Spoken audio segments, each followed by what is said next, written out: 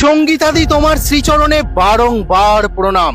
আমি আজকের আছি দ্বারকাতে। হ্যাঁ, ভগবান শ্রীকৃষ্ণের নগর আমার চোখের সামনেই।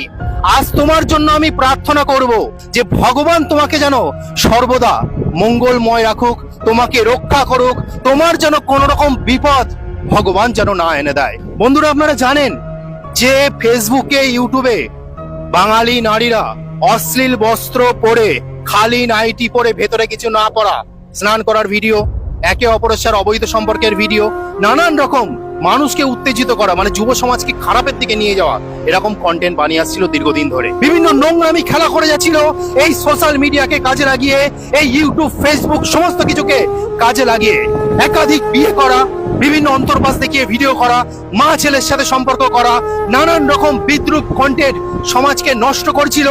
তার ফলেই দেবী দুর্গার রূপে আবির্ভাব হয়েছেন আমাদের সঙ্গীতাদি। হ্যাঁ, তার জন্য আমি প্রার্থনা করতে এসেছি এখানে।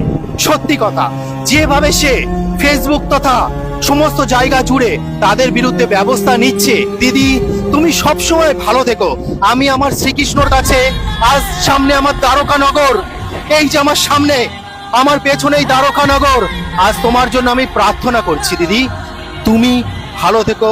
আবারও প্রার্থনা করছি যে ভগবান, হে কৃষ্ণ, তুমি সঙ্গীতাদিকে সর্বদা ভালো রেখো। আর দিদি, তুমি এরকম কাজ চালিয়ে যাও, তুমি থেকে থেকো না। সমস্ত বাংলার শুভবুদ্ধি সম্পন্ন মানুষ, যে যেই হোক, ছোট বড় হোক, সবাই তোমার পাশে আছে। যারা বয়োজ্যেষ্ঠ মানুষ, তাদের আশীর্বাদ নিও এবং আমাদের মতো ভাইদের তুমি ভালোবাসা নিও। সেই দিন শেষ হতে চলেছে, কারণ দেবী দুর্গার রূপে আমরা সঙ্গীতাদিকে পেয়েছি। সেই দেবী দুর্গা যে কাজ করেছিল, যে আসরিক প্রবৃত্তিকে দূর করে দৈব প্রবৃত্তিকে ধারণ করেছিল, সেই দেবী দুর্গার কাজই সঙ্গীতাদি করে চলেছে। তাই সঙ্গীতাদি, তোমার চরণে বারংবার প্রণাম।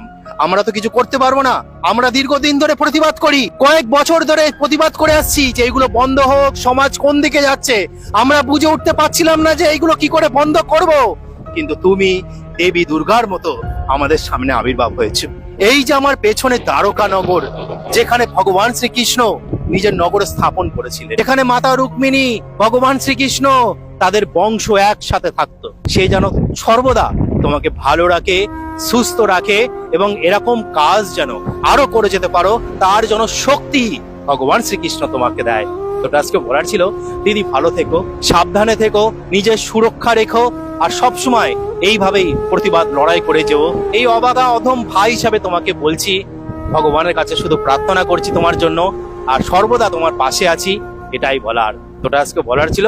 হরে কৃষ্ণ।